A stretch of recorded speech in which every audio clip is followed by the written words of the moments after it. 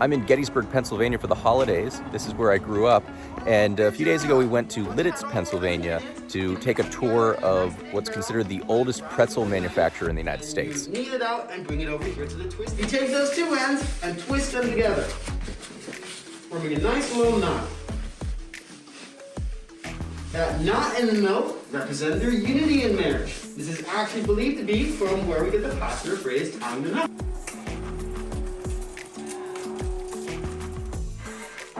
An experienced baker could fit about 10 to 15 at a time on one of these deliverers, and in as little as 6 to 8 minutes, they were expected to have put about 300 pretzels into each one of these ovens.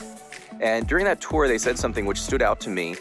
That was pretzels were first soaked in a bath of water which they had fermented for about 4 days.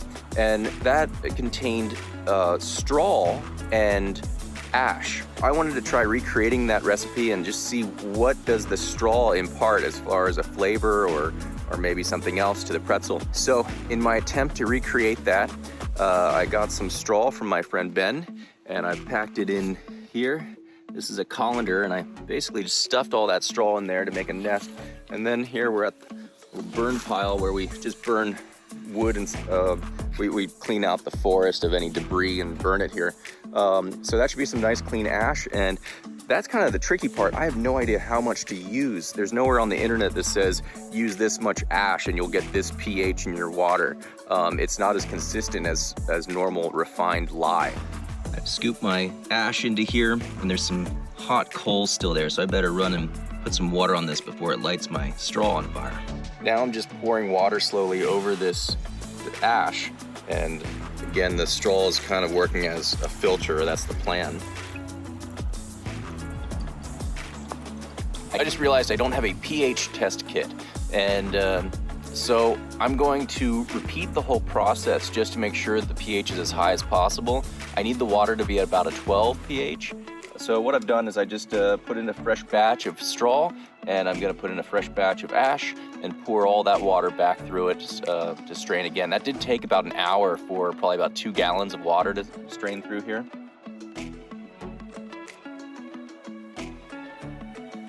I was hoping the water would look a little less disgusting after we filtered it, but unfortunately, it's still pretty gross. So now our water's in here with the straw, and we'll let that sit for a few days. This is the second day that the mixture is fermenting here, and I still haven't been able to find any pH test strips, but I did have a few of these that are for a hot tub. So it'll at least give us some indication whether it's turned somewhat alkali or not.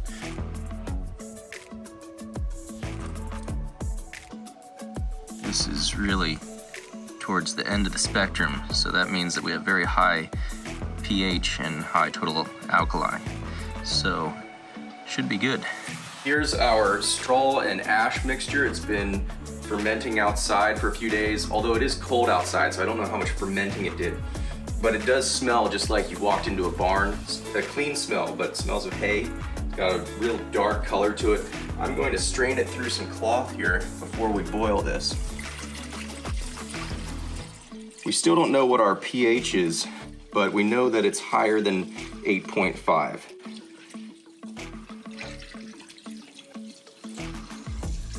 Now, we could cheat and add lye or add cooked baking soda to this to raise the pH. However, I really want to taste these as they would have been a few hundred years ago, so we're going to try to stick to the original recipe. Now, I don't have a mixer, so I got to do this by hand. Might take a moment.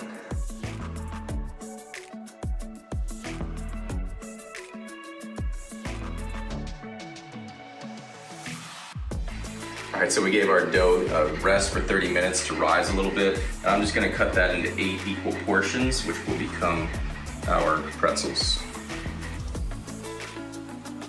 So the next step will be to roll these out, be about 24 inches in length.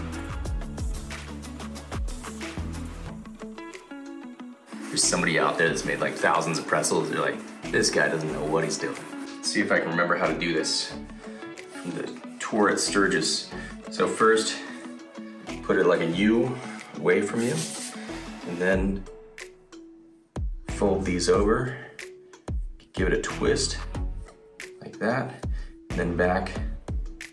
I do it like that. And then you should be able to pinch these.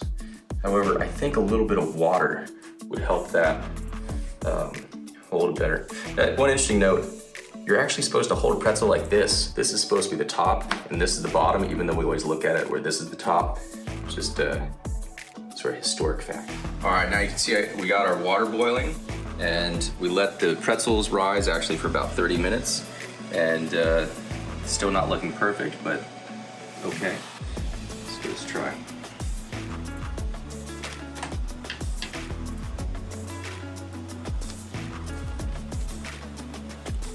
And we're gonna set our timer for 30 seconds. This water that we made, it smells just like a pu'er tea. They actually got some color from the water. And that's what I was suspecting, that maybe the straw is primarily for the color. Ooh. Now, while they're wet, I'm gonna sprinkle them with a little bit of salt. We're using kosher salt because I don't have any pretzel salt.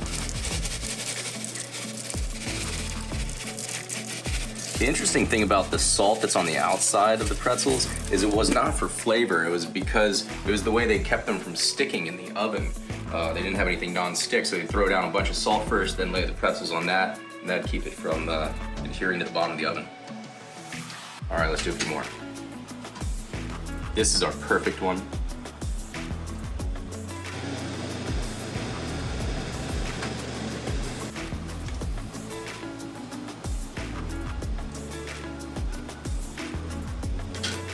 Okay, so we're done with our water that took so long to make. Thank you, water. I thought you had to keep them in lime water overnight. No? Boil them 30 seconds. You mean the ash stuff? That's it. All right, so the oven's preheated to 500 degrees. I'm going to put our boiled pretzels in to bake at this temperature for 10 minutes.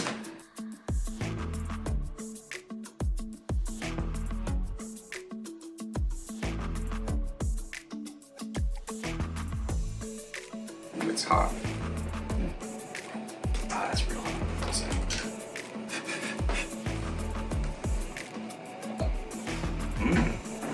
It's getting hard. I'm gonna turn these off. They're definitely done after just 20 minutes. It's a great flavor. It's not yeasty as a normal store-bought pretzel. Our pH was probably over 9 or. So I think that we should gauge his reaction. So, Thank you. you tell us what a pretzel with absinthe tastes like. Oh! My pleasure. A little mustard. Oops.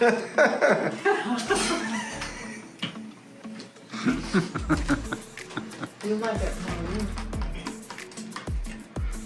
It's a hot one.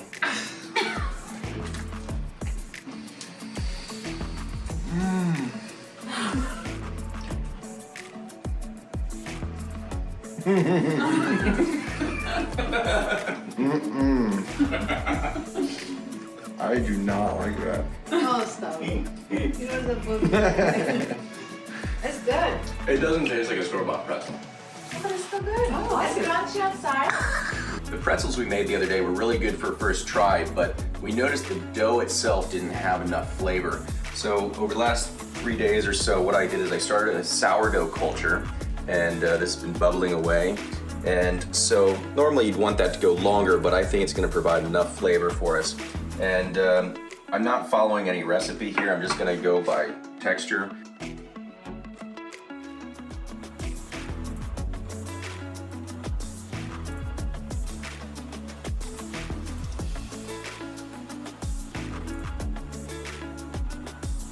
We let our pretzels rise again for about 30 minutes, and they look nice and fluffy. And then the water is boiling. Now this again is our mixture. So we gotta leave these in for 30 seconds. All right, we bake these at 500 degrees for 20 minutes. Looks like they got a nice color to them. All right, here we have the outside of a hard pretzel, but the soul of a soft pretzel. All right, let's go flavor first. Noticeable improvement over the other day with the addition of the sourdough starter. You know you're in Pennsylvania, you know you can smell Hanover in the air somewhere, and you have a little bit of tartness into the pretzels. Barely perceptible, but it really makes a big difference.